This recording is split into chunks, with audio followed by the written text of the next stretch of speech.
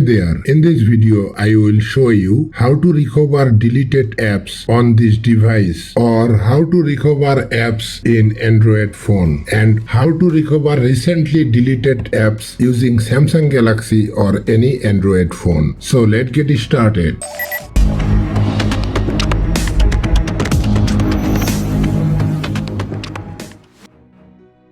First of all, open your Play Store.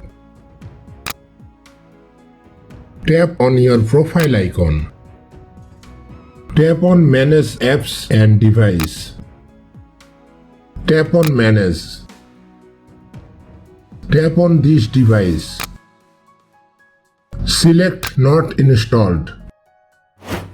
Here you can see the apps you had previously installed, and from here you can reinstall the applications as needed. If you want to find the recently deleted or uninstalled apps, then click on the name here. Select Recently Updated.